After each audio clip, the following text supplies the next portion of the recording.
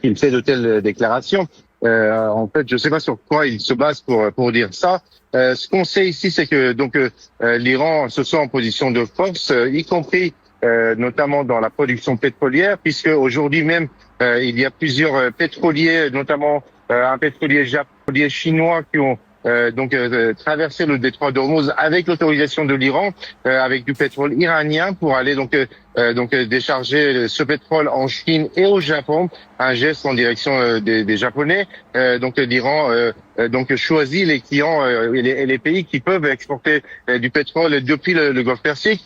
Ce qu'on dit aussi sur par exemple, les réservoirs de pétrole, je voudrais apporter une précision, c'est que en 2018, lorsque Donald Trump est sorti de l'accord nucléaire, de 2015, l'accord nucléaire avec les grandes puissances, la production pétrolière a fortement baissé, et en 2020, on était à une exportation de l'ordre de 700 000 barils de pétrole par jour, c'est-à-dire la moitié du pétrole que l'Iran exporte aujourd'hui. Et à l'époque déjà, cela n'avait pas posé de problème. L'Iran n'avait pas été obligé, par exemple, de fermer ses puits de pétrole. Il y a d'autres solutions. L'Iran peut exporter du pétrole par camion-citerne vers les pays voisins, notamment le Pakistan, vers l'Afghanistan, ou encore par un chemin de fer qui a été inauguré il y a 2 ans vers la Chine. Et puis, il y a aussi toutes les industries pétrochimiques iraniennes qui peuvent utiliser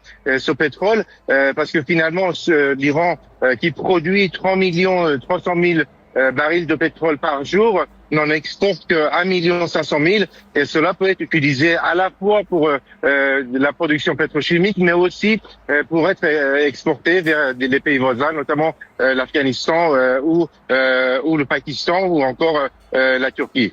Mais Siavash Ghazi, derrière vous, on voit des embouteillages. Donc, quand on dit l'Iran s'effondre, on s'attend aussi à ce que ce soit la vie quotidienne qui s'effondre. Alors, est-ce que les Iraniens vivent normalement ou pas, ou est-ce qu'il y a des problèmes? À la normale de la vie totalement. Comme vous voyez derrière moi, ces embouteillages qu'on a l'habitude de voir en Iran, à Téhéran, et donc qu'on retrouve maintenant. Les cafés sont pleins, mais il y a un problème économique, puisque il y a une inflation très importante depuis une semaine, une inflation par exemple, sur plusieurs produits, les œufs, la viande de poulet, tout ce qui est l'huile de cuisine, ou encore tout ce qui est produit classique, par exemple les sacs poubelles, tout ça ont augmenté de 100 voire de 200% en une semaine, et cela affecte bien évidemment beaucoup d'Iraniens qui étaient déjà sous pression, parce qu'il y avait déjà avant la guerre une inflation qui